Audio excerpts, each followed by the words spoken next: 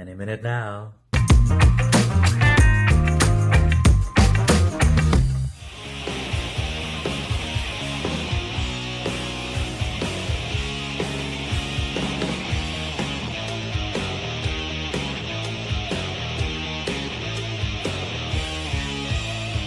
Welcome to PUSUSU, love that joke wheel spinning game. There's variety, everything you want, honey, you know the names. They are the people who provide the laughter that you need. When you ache for funny, honey, we got your disease on PUSUSU.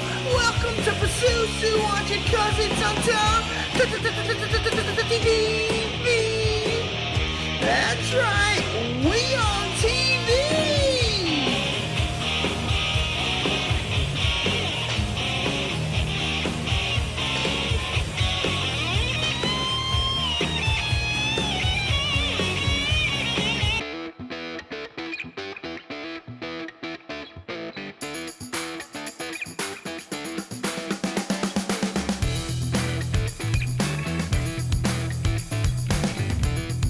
Hey everybody, and welcome to Put Up, Shut Up, and Stand Up right here on GOVSradio.com, Facebook Live, YouTube Live, and Boxcast. And like my good friend Ken Pichello always says, we on TV! And yes, indeed we are, folks. I'm your host, Don Sill. We got a great show for you today. We got the legendary Doug Stanhope is on the show today. Very cool stuff. And a lot of surprises, a lot of fun things as well. And without further ado, let me get to my good buddy, Benny Gagoots Rizzuti. Benny, how you doing, man? I'm doing good, Don. We on TV. We on TV.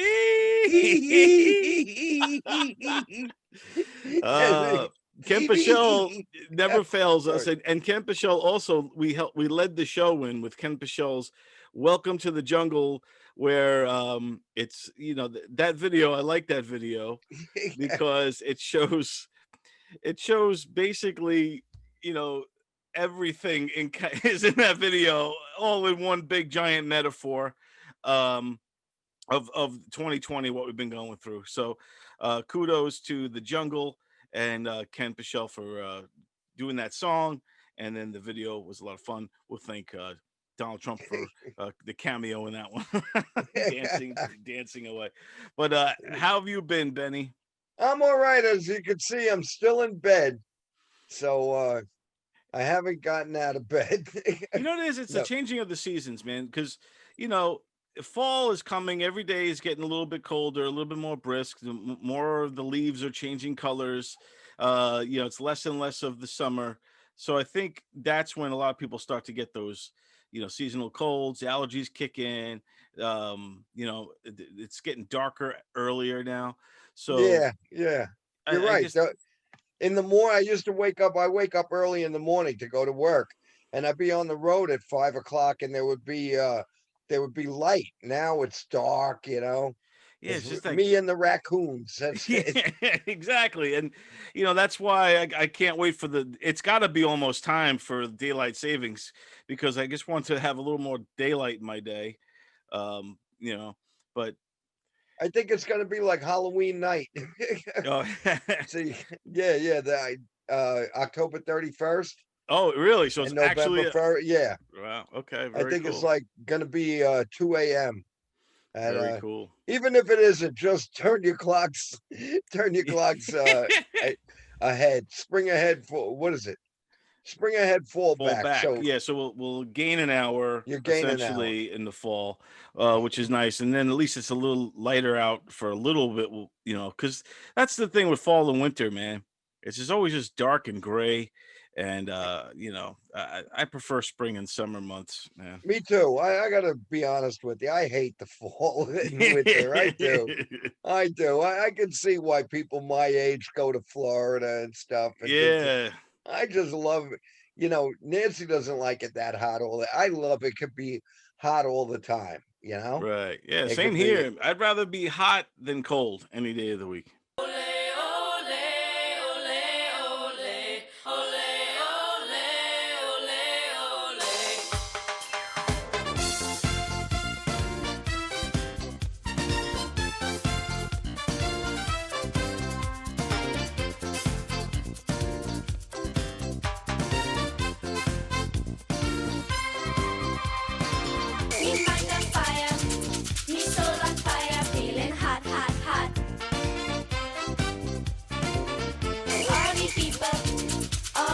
What's wrong, Kobe? You don't seem like yourself today.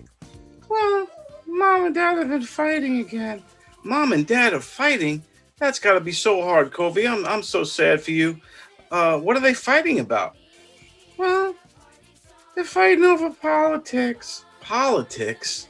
Oh, that stinks. Yeah, Mom loves Donald Trump and Dad loves Joe Biden. Yeah, well, it's got to be tough growing up in a house divided like that. And just remember that grown-ups sometimes have different ideologies and perspectives and priorities on things and not always see eye to eye. So it's got to be a little tough. Yeah, it's really hard. Well, look, here's one way you could think of it, okay? Just and this is kind of positive. Just remember, one of your parents is very smart and brilliant and level-headed and has common sense and wants what's best for the country. Oh, well, yeah, okay. What about my other one? Well, your other parent is insane and crazy. How do I know which is which? I'm going to leave that for you to decide. Okay, Kobe? Now let's sing. So, Benny, I did want to talk to you. There's been obviously more stuff in the news. The news never fails us. No. The news is, one thing you got to say about 2020, it's exciting. There's never a dull moment. And just yesterday or 2 days ago now, this guy named Jeffrey Toobin has been, he was a pundit for CNN. He was a writer for the New Yorker magazine. He's, a very political savvy, highbrow type of human being. And, this just goes to show you, no matter how classy you are, we're still all the same animal, because this guy was caught on a Zoom. He's in a Zoom meeting. He thinks he's off camera because, sometimes, like right now, I could switch off of my Zoom, but you'll still see me. Right. Yeah. And he forgets that, I think, and starts going to town and pulling his pud, masturbating in front of his entire his willy, right? Yeah. In choking front of his chicken. He was choking his chicken. In front of the whole meeting. You know what? Everybody needs a hobby, Tom. Everybody needs a hobby. Something. Honestly, I can't. Let's be honest. 99%, because not everybody. There are those few people who they don't masturbate or anything. Right. Most of the human race, we masturbate.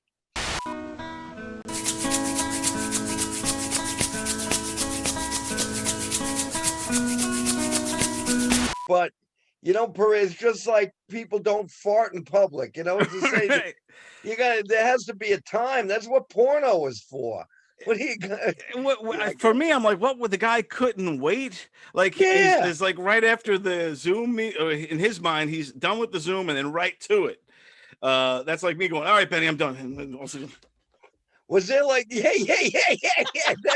That's a good. I like that face. Yeah, if I ever see that face, if you're sitting in a car doing that face, if you're sitting in a car doing that, I'm gonna be like, leave him alone. He's having a good time. Leave him alone. Yeah, you don't want to go near that car. Yeah. But he's in there by himself. Yeah, exactly. Don't go in there. I know. But we do have an exclusive interview with Jeffrey Toobin. One of our reporters, Jack Mehoff, is on the scene and he has he's interviewing him right now. So here, check it out. Cool. If you read Twitter, you may have heard of our next guest. His name is Jeffrey Toobin, or now Tobin seems to be the way people are saying, and he was the guy basically masturbating live during a Zoom conference. Jeffrey, thank you for joining me. You like to beat off. You like to beat it. You like to choke one's chicken. You like to bob the slobbering donkey. You like to cook up a batch and crack one off. You like to date Miss Palmer, the five-knuckle shuffle. You flick the bean. You flog the nog. You like to have a tug. You like to have a wink. You like to jerk off, jerk it, jack off. Jerk one's jerkin. Jerk the jerkin. You like to go Olympic pole vaulting. Kill a kitten. You like to be a master debater. Paint the ceiling. Pet one's kitty. Pet the bunny. Play pocket pinball. Plunk one's twanger. Polish the knob. Polish the pearl. Polish the family jewels. Pound the pud. Punch the clown. Punish Piercy. rough up the suspect, rub one off, rub one out, self-abuse, self-love, self with someone you love, shaking the creamer, skin off, slap the salami, spank the monkey, strangle the snake, stroke it, stroke the salami, torque it, toss, tosser, toss off, tug it, whack off, wank, wax the carrot, wax the dolphin, whack it, whack off, and yank it. This was crazy. Damn, Jeffrey Toobin. At least Pee Wee Herman was in an X-rated movie theater. I'm just saying.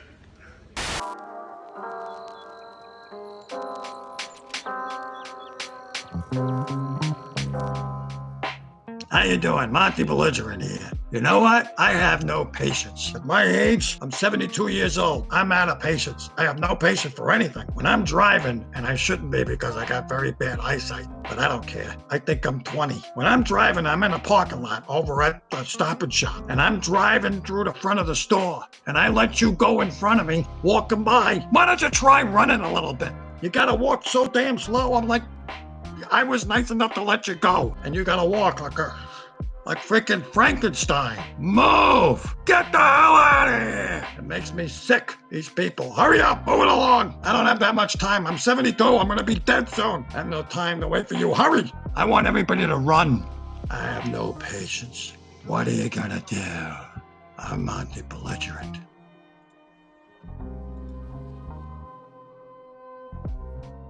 Hello there, President Donald J. Trump, the puppeteer, taking time out of my very, very busy schedule, playing golf, to tell you that now in these troubling times, we all need to laugh.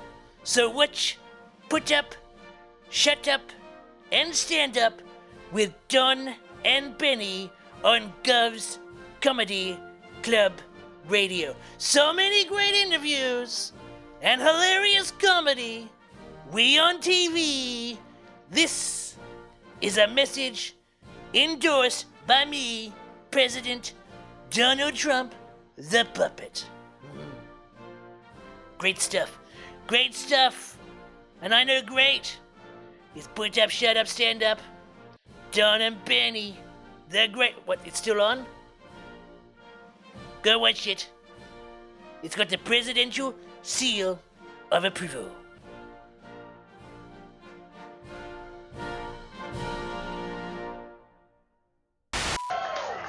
I voted for Gary Johnson because I had to go vote for my local mayor and city council. And since president's on there anyway, I voted for Gary Johnson because he follows me on Twitter.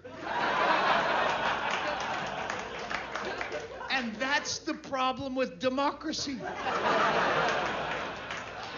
If Donald Trump had liked one of your tweets with a picture of your cat, you might have gone, well, he doesn't seem so bad. All right, everybody. Our next guest is a comedy legend, one of the greatest drunken comedy minds the world has ever seen. And his latest book, No Encore for the Donkey, is simply brilliant. Here he is, folks, the one and only Doug Stanhope.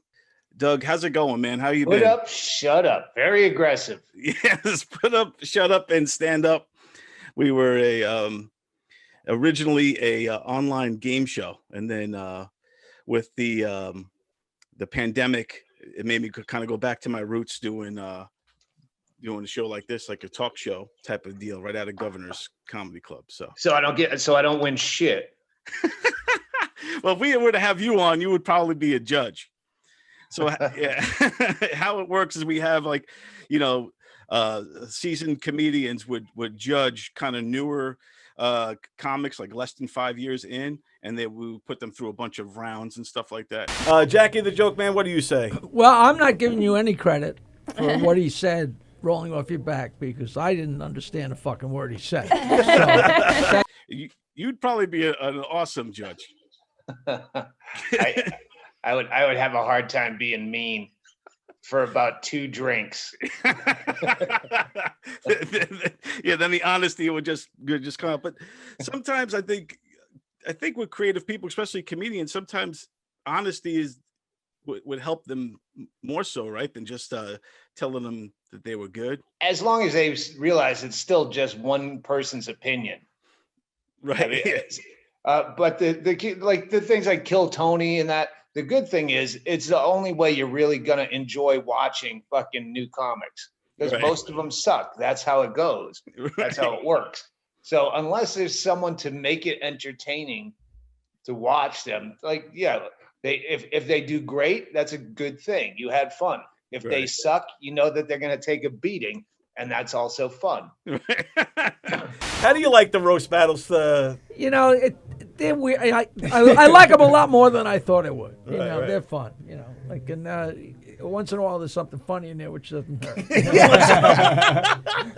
No, it's actually the percentage is pretty crazy good. It really is. I'm pretty surprised by the whole fucking show, to tell you the truth. Excellent. I'm going to take that one. Yes. Yeah. Jackie said. I didn't say it was good. No, it really is. It's fun. It's cruel to be kind. Yeah, and that's how you could also test the mettle of a comedian, because I did stand up a little bit in the late 90s, early 2000s, but I after I bombed, numerous times, I just it would wear on me and mentally mess me up the next time around, and I would lose confidence each and every set. So I didn't have what it takes. I think a real comedian's mind could withstand that. Well, the problem is too many people have a lot of metal that they don't deserve. There's nothing that's scarier than misplaced self-confidence. 10 skydivers died in a plane crash. How the hell does this happen? What? That's true. People think they're doing just fine, and it's not just comedy. It's all over the fucking world in every vocation. Right. Yeah, I remember, like, even in your book, one of the things you did say is that some comedians, that they've been doing this for 10 years on the open mic level, and they just haven't realized that maybe it's time to, find something, another hobby. Yeah, they're there every week like a fucking AA meeting. Yeah, this is my what do they say? My therapy. Right. Yeah. Now you're creating a crowd that also needs therapy. So I was at the store the other day, and I saw this bag of tater tots, and I was like, what next? Tater adults? It's true, and that's why, like, with the show and with seasoned comedians, I think it is important for them to hear from the comedians that have been doing this thing, road comics, headliners, even features, and just people that have been in the game for a long time, to kind of get critiques from those people, because they live it and breathe it, Yeah, if I knew how much I sucked when I started, if I was aware of it, I would have bowed out gracefully. Give me the number for Domino's, man. I'm gonna order that pizza. I said, fuck you. I said, fine, I give him the number for an escort service. Hi, I'd like to order an extra large Hawaiian, please. But that's why I like having this YouTube videos of me like 3 months into comedy, and they're fucking awful, and I want to have them taken down because people have to know. Yeah, that's how it starts for a lot of us. I was into kiddie porn for a while. Pissed off the cats a lot.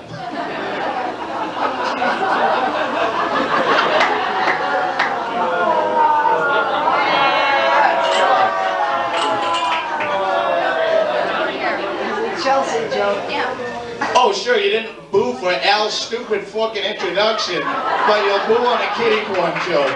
Thank you very much. Fucking painful. And would you say weird accent? I talked out of the side of my mouth. I have no idea what I was doing, what I was trying to affect.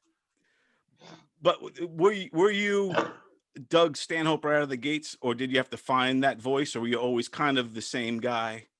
No, I was 23. I didn't have any point of view or knowledge or wisdom or grit. True story. We were there last summer. They had the big state fair going on. They put an ad in the newspaper. They set up a trailer at the state fair to check for prostate cancer. I don't know about you guys, but I don't think I want carnival workers checking my prostate. I mean, I said a lot of dirty words, but they're all just fuck jokes. But then I guess through living, you started to craft this kind of.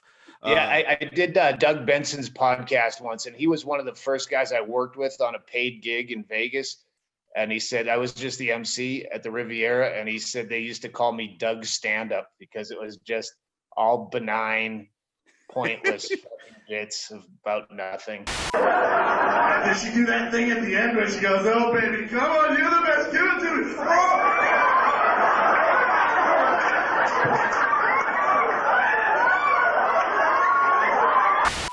And now here you are. You've been in the game what, about 30 years or so? 30 years, yeah.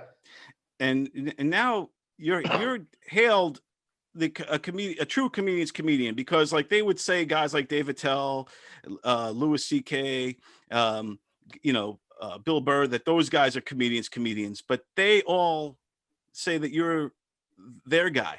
That's kind of like everyone is. Every time someone says, "Yeah, you're like a comedian's comedian," I just picture other comedians wincing, going, "Not my comedian." But you do inspire and influence. And to me, like I always look at comedy as part of a family tree and different branches of that tree. And you derive, to me, from like Lenny Bruce. So Lenny Bruce, George Carlin, Bill Hicks, Doug Stanhope. That's like the chain. Do you agree with that, or what do you think? I'm not in a position to judge. That's the thing, I have a reputation for being sort of controversial and irreverent, and also the semantic bear trap of bad taste. I don't know what I am, but right now I guess we're all unemployed, so what's it matter? You worked hard to get where you are. No, I didn't. I drank, smoked, and did drugs to get where I'm at. I'm not glorifying shit.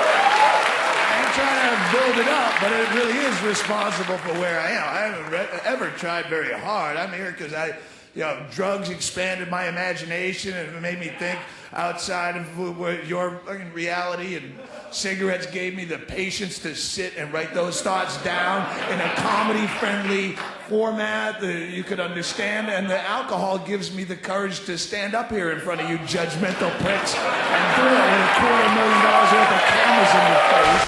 But you have a that vibe with the social commentary, but you come at it at a very raw and honest. You ever try to listen to Lenny Bruce? Oh yeah. I don't understand almost anything he's talking about. There's a couple bits I like. He mixes the Yiddish, and the jive, right? Whatever. The slang. I'm like, what the fuck is he even saying? They're talking while I'm working, and they sound like tape backwards. This is little Daddy Milwaukee Phillips, Mr. Schwartz, and blah, blah, blah, blah. I will say, yeah, Lenny didn't stand the test of time like some of his comedy, but his what he stood for does, I think. Yeah, absolutely. The whole bit of the story about the cop having to read transcripts of his act in court. And him just falling apart going, this guy's a cop. He's not funny. He's ruining my fucking act. Like, yeah, it has no artistic merit when he does it.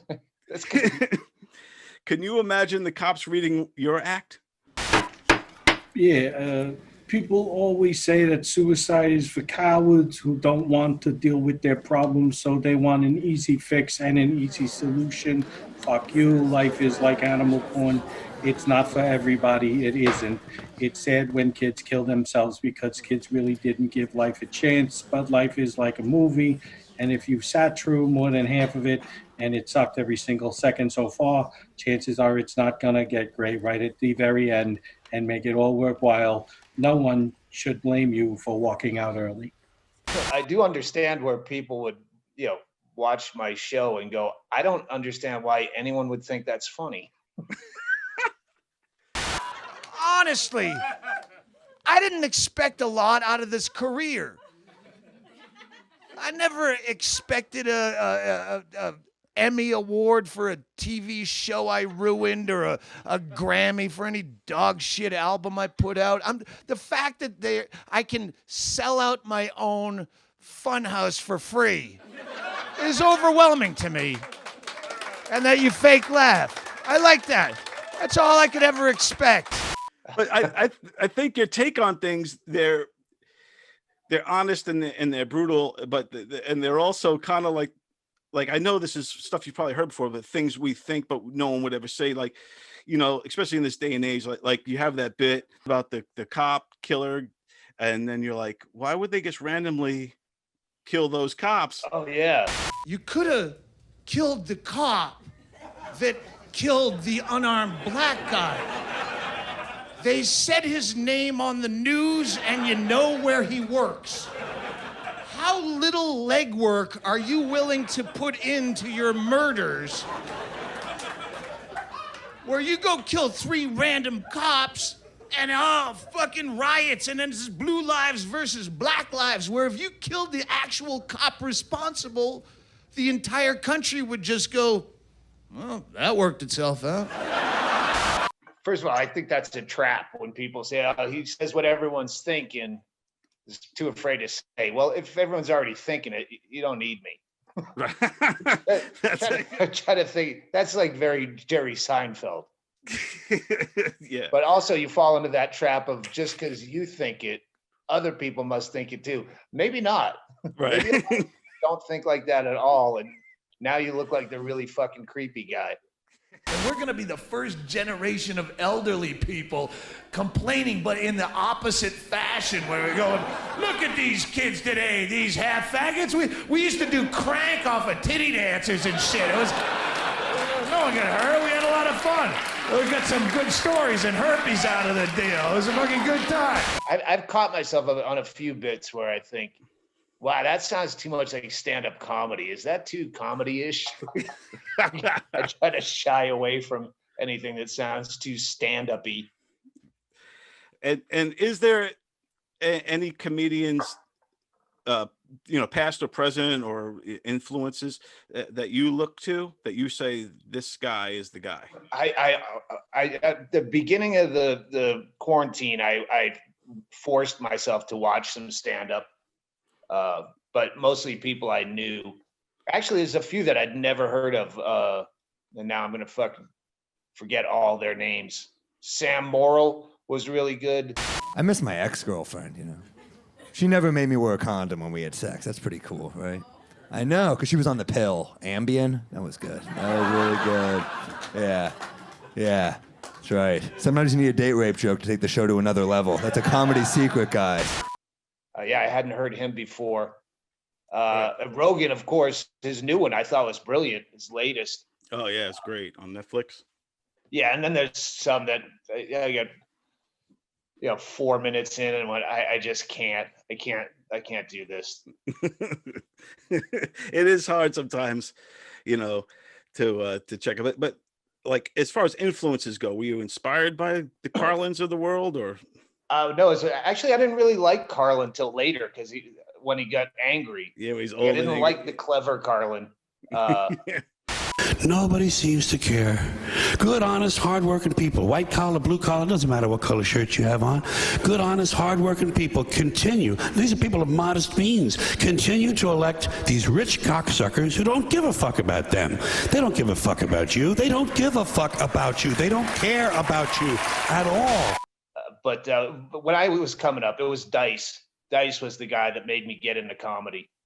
Because they said I knew his album by heart, and I would quote it around the telemarketing office where I worked, and the owner of the telemarketing office had a cover band, and he said, hey, if you want to open for my band with that, and I go, that's not my material, that's Andrew Dice Clay, and he goes, I don't care. Because I'll tell you, today they don't suck dick the way they used to. They dabble in it. They lay there, they flick it, they smack it. Oh, look at the way it jumps. It can sing and dance too. Now suck my cock, honey. We're doing fraud telemarketing. Why would I care if I fucking stole an act? But just knowing that if I had my own material, that I could actually get on stage and, be offered a gig like that, made me Yeah. start. That's awesome. And yeah, it's crazy because nowadays it can never be a dice in this culture. Do you think like is this going to be in the long run better for stand up to try to kind of work around this culture, or is it worse for stand up because now we can never, you know, like the Dice Clays of the world will never fly now if you just started now. Yeah, you couldn't have you couldn't build one from scratch, but you still get the original. But Right. yeah, Yeah. Yeah. the people find a way around it, and you don't need mass appeal. You need to appeal to enough people to make you a living, which I'm a good example of. Like, Right. You kind of I'm own that. not widely known, but the fan base that I have are tenacious, and that they show up. So yeah, you don't need to be on fucking Saturday Night Live. Right. I came out of the closet on my last special, if you saw it, and you know what? I was not embraced by the gay community. Your new book, man, No Encore for the Donkey. I'm about 6 chapters in. It's really good, and I've been reading ahead and some of the some of the reviews and things like that. And one thing I like about your books, with Digging Up Mother and this one as well, is they are funny, but you do go deep. You do go pretty personal. Like Digging Up Mother was, your mom was the focus, and then with this one, it's your wife Bingo. It's all kind of around this 2016 year, which began like a good year, but then it all fell apart. tell, tell me a little bit about what inspired you to want to document this.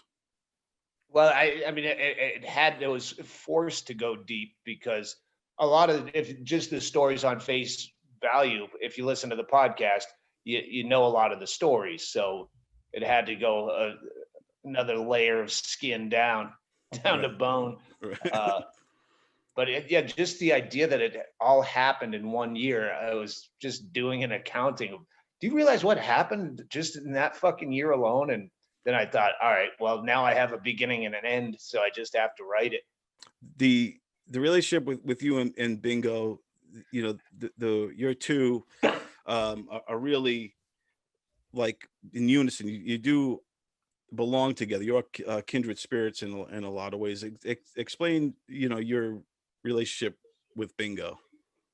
Oh, wow, that's difficult.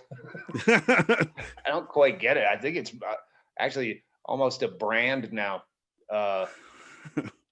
But yeah, and I repeat it a lot in the book. There's a codependency that works. Go away, fucking. What? Where's her wake-up call?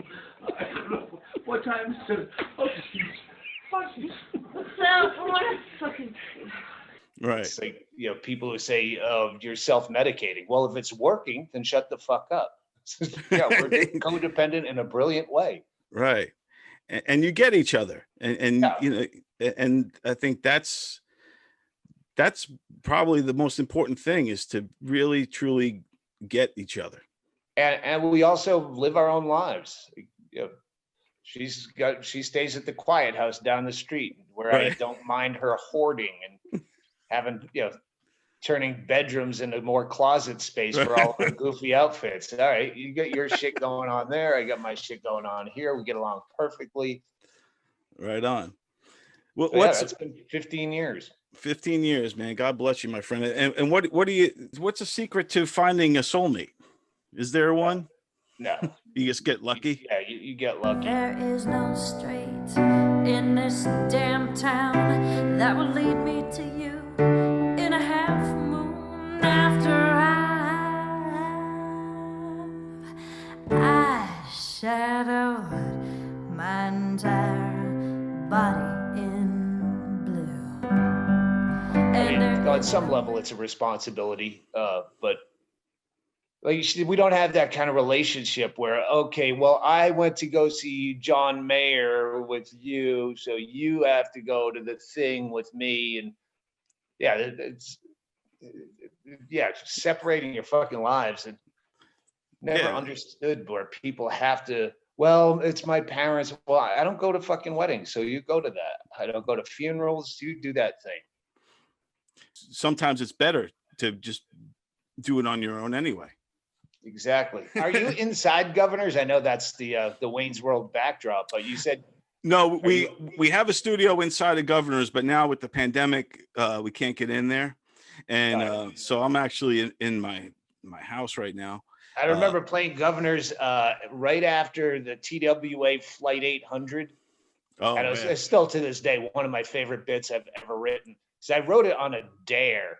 There was a waitress at the Melrose Improv that came out. I was sitting at the bar watching the news, and she came out of the showroom just bitching about how fucking boring all these comics are, and they all say the same shit. And I go, and I got into some discussion with her, and I said, yeah, what? She goes, make that funny. TWA is on the news, and it just crashed. She said, make that funny. So on the dare, and I wrote, it turned into one of my favorite pieces I ever wrote. But I went to Governors shortly after that, and that's where it happened. Yeah, I'm going to open with the bit.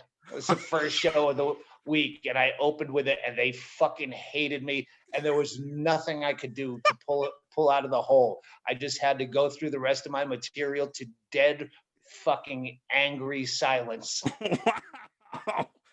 Wow. Yeah, that's gotta be tough to lose them right out of the gates. Yeah, East Moriches, I believe, was the town where that. Yeah, that's right. Where I'm out here in Manorville, right outside of Center Moriches. So East Moriches is like not too far from where I am right now. Yeah, that was. But everyone acted like, well, just because a plane crashed there, it doesn't mean you know the people. They weren't your neighbors or anything. Right. Yeah, that's that. It's crazy sometimes when a group of people going to a comedy show, you could lose them because you would think that they would be with you and want to laugh and find and understand, where the funny is. Well, that's also one of the benefits of having your own audience, which at that point I didn't have. Right. Most people were there to see comedy, not Doug Stanhope.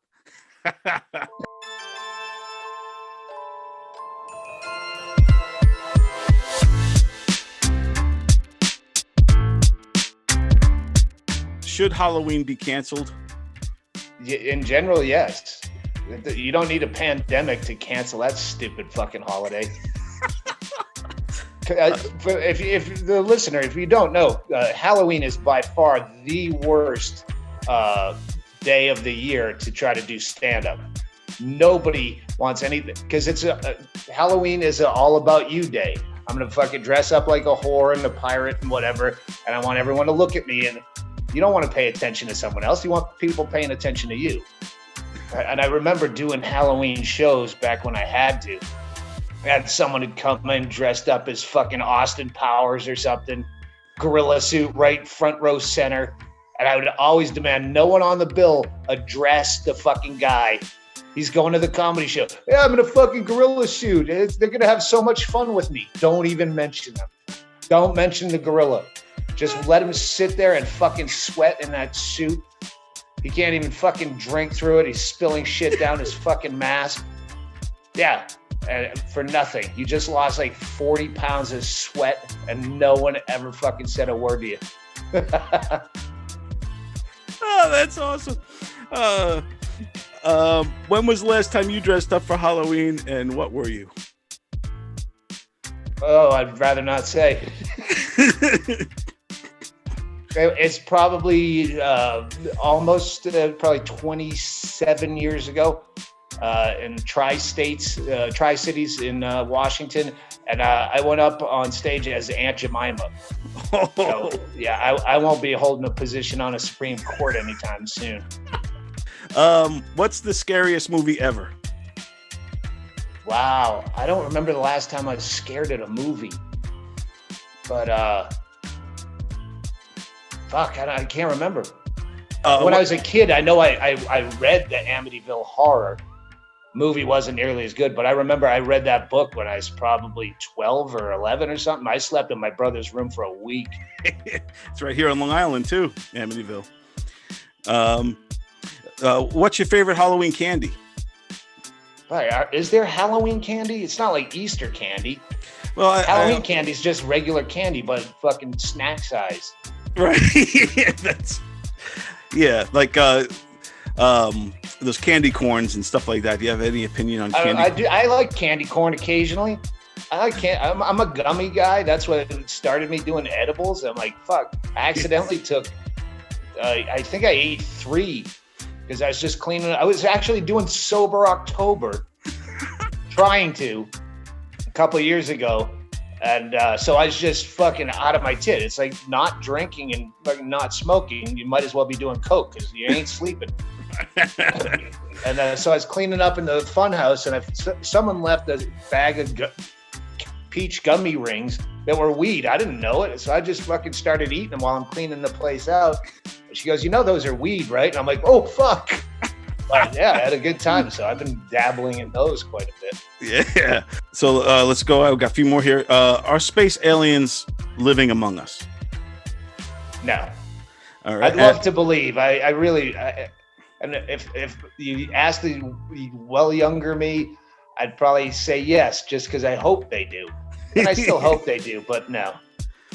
And finally, are ghosts real? And have you ever seen any?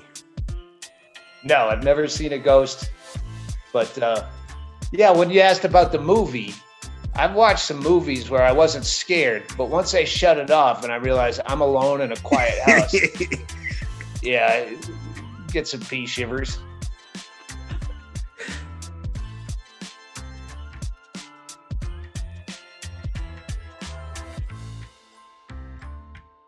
But oh yeah, let me plug the also Amazon Prime. The special is out. The latest is called the Dying of a Last Breed. Yes. Yeah. So yeah, get that on Amazon Prime. Dying of the Last Breed on Amazon Prime with Doug Stanhope. Also, obviously the book is huge. Everyone's got to read that. No encore. Yeah, it's on Audible for the donkey. Yeah, it's on Audible. Yeah. It's exclusive on Audible, and they have the first 6 months. So somewhere around February, we'll have hard copies out if you are so inclined. Yes, indeed. Doug Stanhope, thank you so much, my friend. I appreciate it. And good luck with everything. And we'll talk to you soon, my friend. We'll see you out there someday. Yes, indeed. All right. Take care, man. Hey, you. Yeah, you. You have to subscribe to Don Sill's show, Put Up, Shut Up, and Stand Up on GOVS Radio. It's the show with his buddy Benny. They're good buddies. They're on TV. I don't know what I'm saying.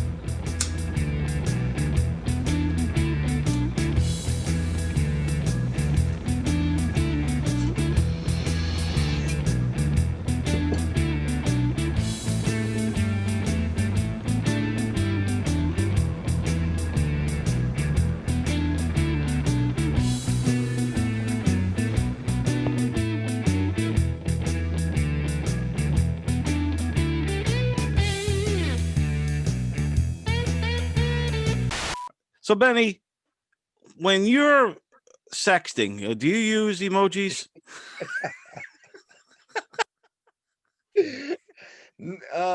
Well, most of the people I sext with are in nursing homes, so somebody has to read it to them because their visions are so high. So emojis are very good. I'm hoping for that they come out with a Braille phone.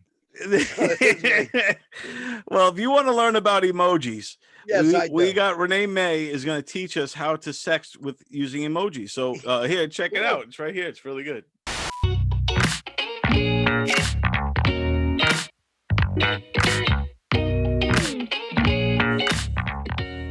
Hi, people of PUSUSU. It's your favorite gal, Renee May, Manicures to the Stars, with a PSA on, do you want to enhance your sexting?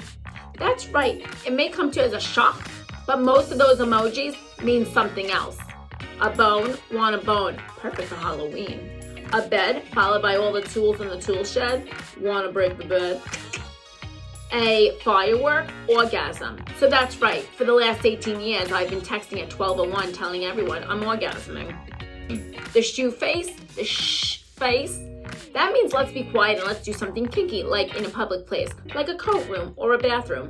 I don't know. I mean, I'm just guessing.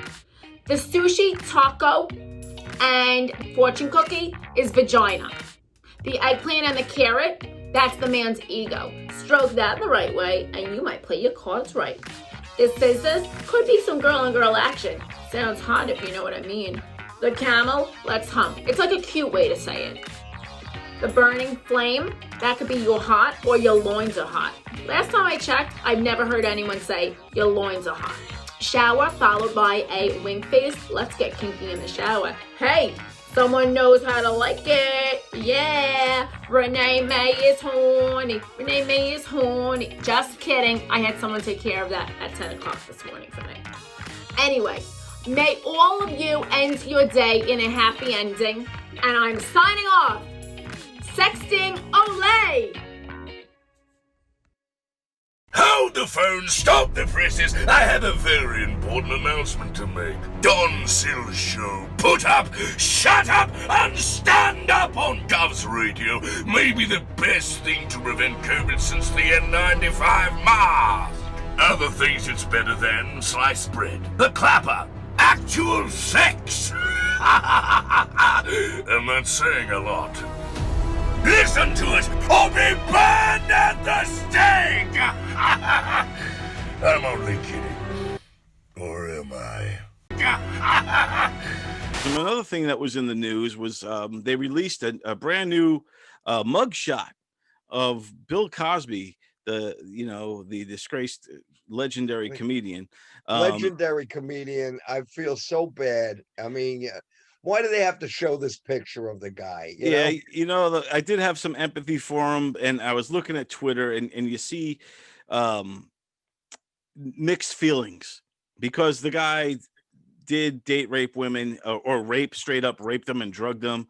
Drugged them and raped them. I mean, it's very he's sad. not a good human being. But there is something sad because we all, I think America has this feeling for him because of who he was, from the TV show and the stand-up comedy, Fat Albert. We all grew up with Bill Cosby. I go before that. I used to listen to his albums. Yeah. And I used to have a record player. Remember, they had a record player that you would stack albums on, and when the album ended, it would shut off the record player. And I used to go to sleep every night listening to Bill Cosby's comedy albums. Yeah. That's how I went to sleep when I was like 15 through 17. He was one of the great storytellers. Great. He was clean too. It's a shame.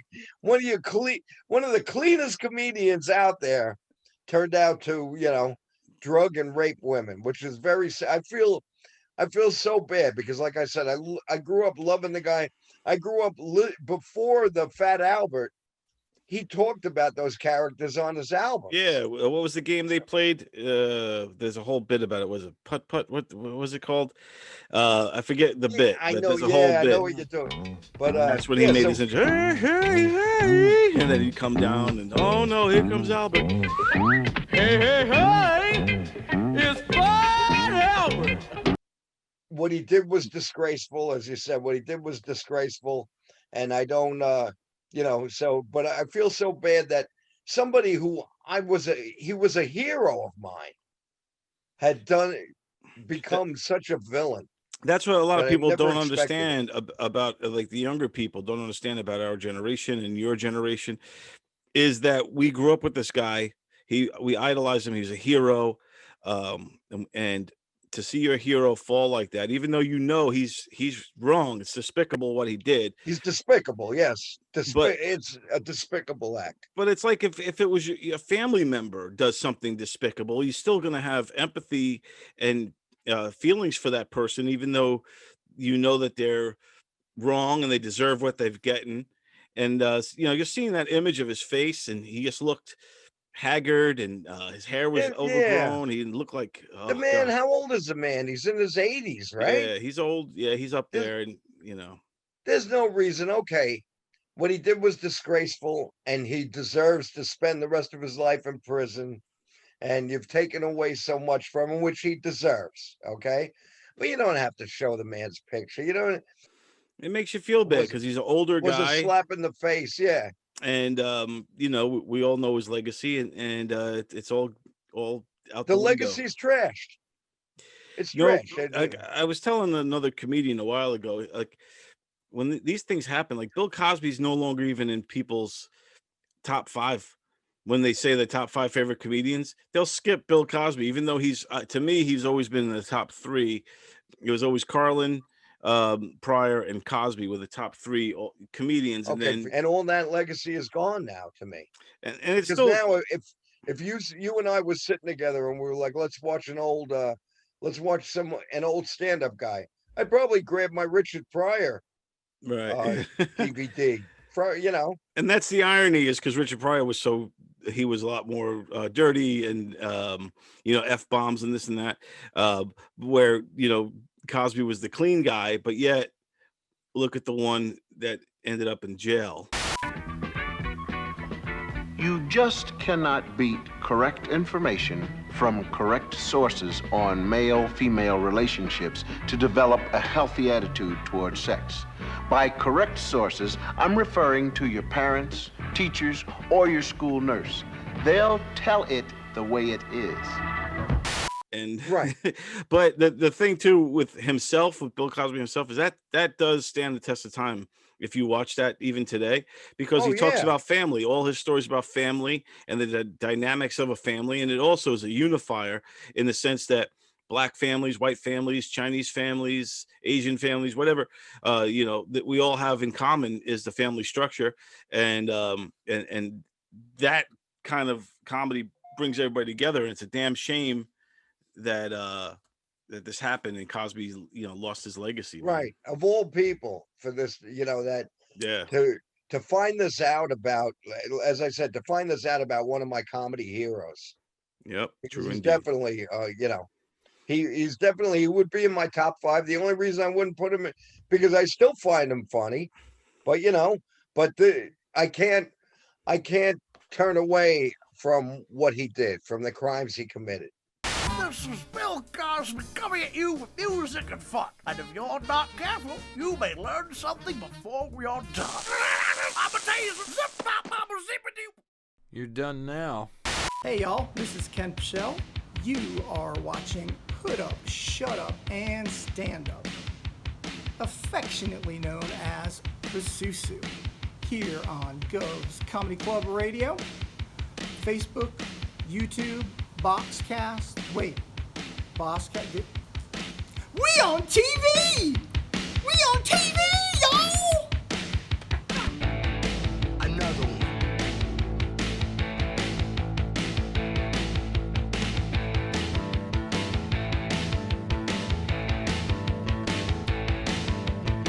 See the people walking down the street, earbuds in, they're listening to GOVS Comedy Club Radio. Oh, but why just audio? Cause we on TV, we on TV, we on TV. Yeah, we on TV. We on TV.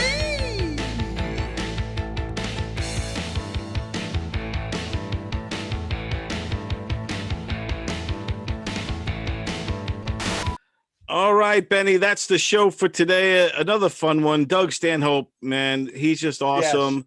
Yes. Renee May was great. It was just a fun show overall. Always a hoot, buddy. Always a hoot. Next week's our big Halloween show. Yeah. So we got a lot of tricks up our sleeve. No, it should be a fun one.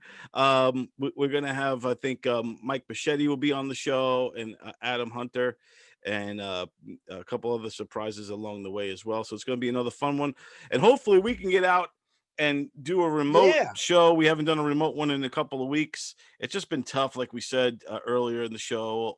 Just been going through some stuff, but no, I think it's going to be fun, and we're getting close. Also, our year anniversary is in like 2 weeks. 1 year anniversary, man. That went fast, even with all this COVID chaos. I know. We're looking at, I think it's November 4th is our 1 year anniversary show. So Pretty cool stuff. Also, we're going to be on from now on 7:30 p.m. Yes, So we're new going time. yeah, new time. So same day, Wednesdays from 7:30 to 8:30. And Christy Miller's show follows us at 9 p.m. So Wednesdays are going to be a solid lineup. So stay I'd tuned like for to Christy's follow show. Christy Miller. Stay tuned for her show after hours. It's a Wednesday nights, baby. Cool. Wednesday, this is the place to be. GOVS Radio, man. GOVS Radio, check it out, Or in my everybody. bed with me. Stay tuned, everybody, and always remember to subscribe to our YouTube page. And Gomer Pyle, subscribe, subscribe. Yes, indeed. Well, I will take care, everybody. Have a great rest of the week, and we will talk to you soon. Peace, y'all. Stay safe and stay cool, my friends.